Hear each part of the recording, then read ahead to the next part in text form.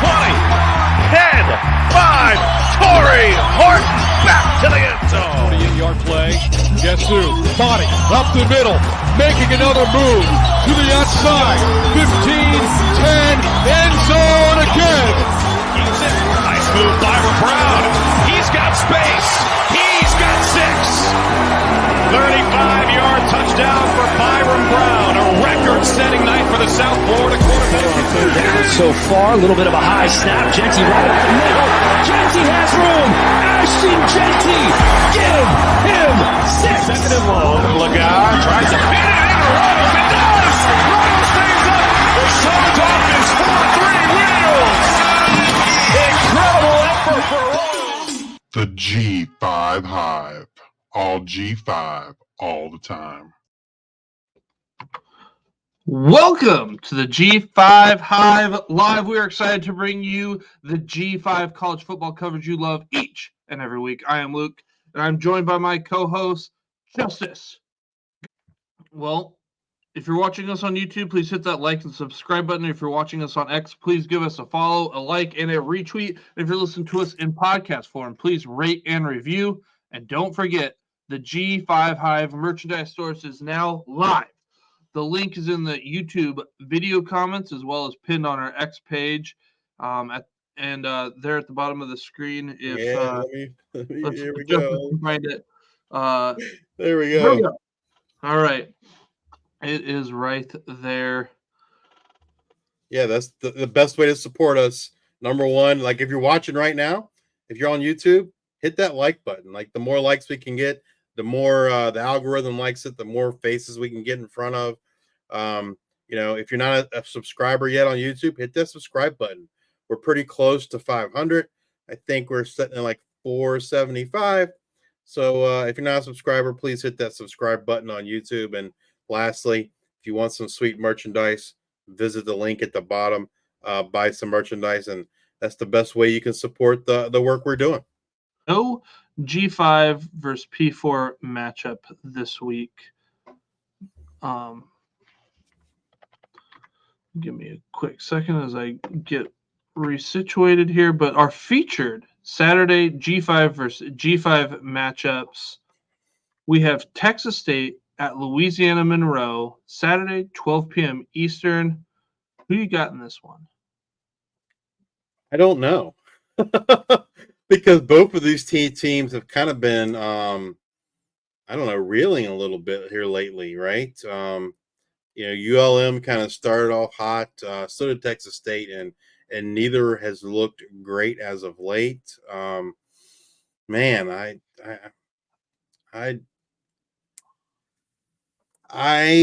lean slightly, I guess, to Louisiana Monroe. I would take Louisiana Monroe in this one too. Texas State's got 7 points to Texas State on the road at UL Monroe. And then, the total is at 49.5. That kind of seems low. So, it makes me think, if you're reading in between the lines there, that McLeod maybe doesn't play.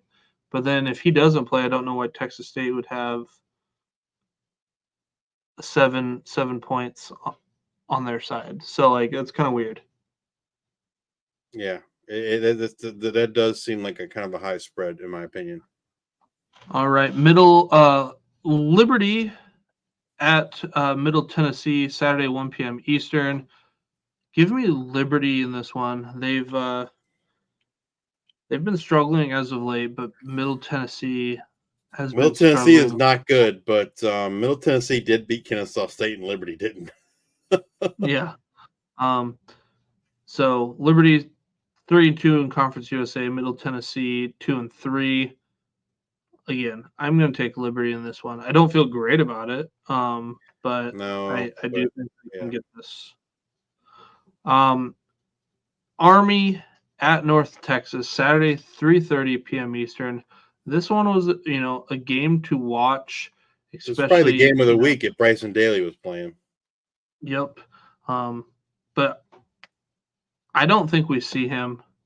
I think North Texas wins in this one. Our Army's favored by 6. Yeah. You go to North Texas. I just think, yes, it's going to be hard to prep for that option. They're going to lean on Kanye Udo, be my guess. They're going to try to limit possessions. But, like, North Texas can score pretty quick. And I know Army's defense is pretty good, but It's going to be I like interesting because coming off a bye, too. North Texas can get ahead, then that's going to spell doom. It's kind of what happened with Navy and Rice, right? Navy got behind early. Same thing as Notre Dame. So North Texas needs to get up on them early, and then it can change the game for sure.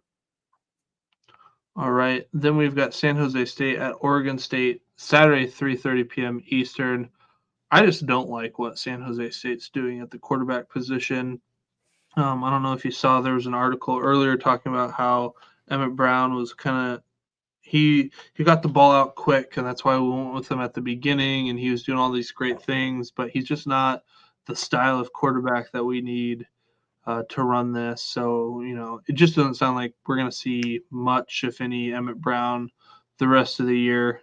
They've been going back and forth to quarterback system. Like, at one point, Emmett Brown was like really, really close, if not leading the G5 in passing touchdowns before Chandler Morris kind of took over there. But, like, this has been almost like this tale of two halves of the season so far for San Jose. They're 5-3, but it doesn't feel like a good 5-3. Yeah, I read that article you're talking about, and it basically what OC Craig Stutzman said was, well, it worked in the beginning, but now defenses are playing us differently, and it just sounds like he's not excited. He doesn't feel like Emmett Brown was making the correct decisions based on how the defenses were playing them now. And so that's why they went with Walker Eggett. But I mean, I don't know. Like, the offense seemed to work so much better under Emmett Brown. All right, we've got Arkansas State at Louisiana, Saturday, 5 p.m. Eastern. Who you got in this one? I like Louisiana to win the game, but the spread's pretty big. It's Louisiana by 16.5. I don't know they'll beat them by 16.5, but I do think Louisiana wins the game over under 16.5. This is a big game for the Sun Belt. Arkansas State coming off a bye. They're 3-1 in the Sun Belt. Louisiana 4-0 in the Sun Belt. But yeah, like you said, big spread there. I expect Louisiana to handle their business at home. Nevada at Boise State, Saturday, 8 p.m. Eastern. I'm going to take Boise State in this one. Can you keep what's his name? Why am I blanking on the quarterback's name for Nevada? Brandon Lewis. You can keep Brandon Lewis in the pocket and contain him.